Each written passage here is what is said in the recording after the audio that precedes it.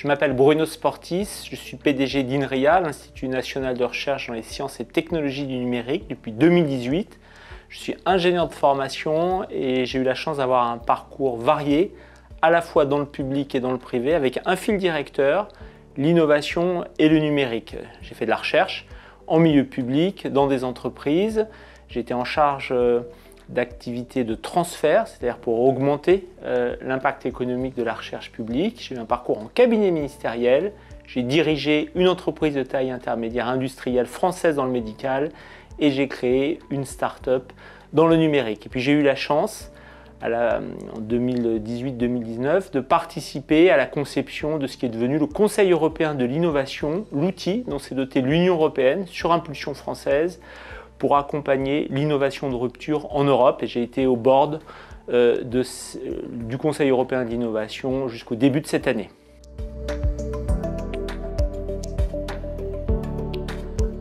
INRIA est un institut de recherche qui est sous la double tutelle des ministères en charge de la recherche et de l'industrie.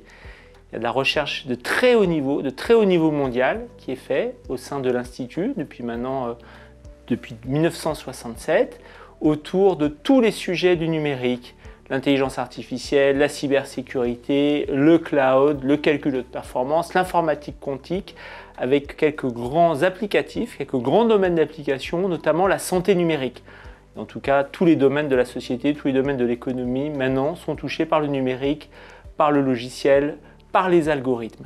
Et il y a plus de 3000 scientifiques qui travaillent dans les projets d'INRIA, la plupart du temps en partenariat avec les grandes universités de recherche françaises, très souvent au contact des applications, au contact des entreprises françaises et de plus en plus en interaction avec les politiques publiques, parce qu'il y a évidemment un énorme besoin de s'appuyer sur l'expertise de la recherche publique dans le numérique pour de nombreuses politiques publiques, pour le ministère des Armées, pour le domaine de la santé, pour l'environnement aussi, et puis y compris pour le pôle de Bercy.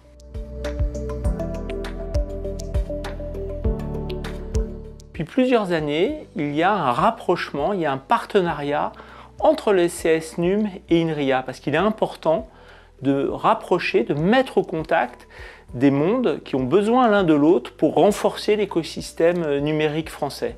Le monde des politiques publiques et le monde de la recherche publique.